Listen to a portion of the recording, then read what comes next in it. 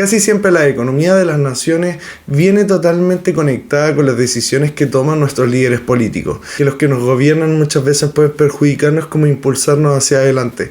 Y la verdad es que esto es lógico de pensar, ya que se necesita invertir en educación, infraestructura, tecnología para aumentar la productividad y así generar el crecimiento económico. Pero si no hay un plan de atracción de inversiones, ¿de dónde aparecen los recursos para poder invertir en estos aspectos que son tan fundamentales para el crecimiento económico? Por eso cargos como el presidente de la República en todos los países tan principal para el desarrollo de las naciones, ya que cada decisión, cada palabra, cada discurso que éste da puede generar un impacto positivo o negativo en la calidad de vida de los individuos dentro de su nación. Esto provocado por la atracción o la lejanía que puede generar en los mercados internacionales y sus inversionistas.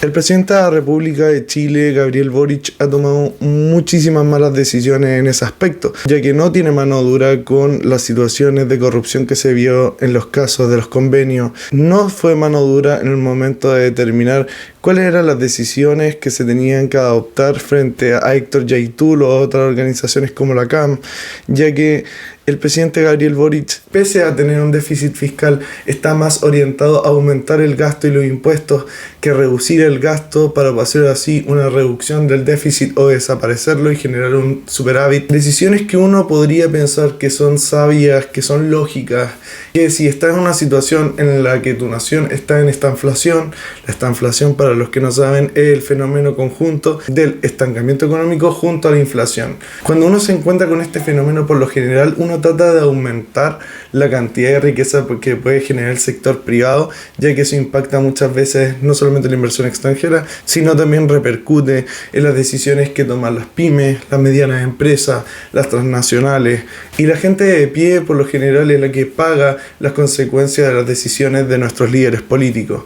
La culpabilidad. Muchas veces es difícil asumir culpabilidades de situaciones que nos enfrentan a nuestros trabajos. El presidente, como otras figuras públicas, tienden a culpar a situaciones internacionales, a situaciones de la oposición, a situaciones que uno encuentra ilógicas. ¿Por qué alguien que administra una nación tendría que culpar a otro administrador por las consecuencias que estos se enfrentan de las decisiones que ellos mismos toman?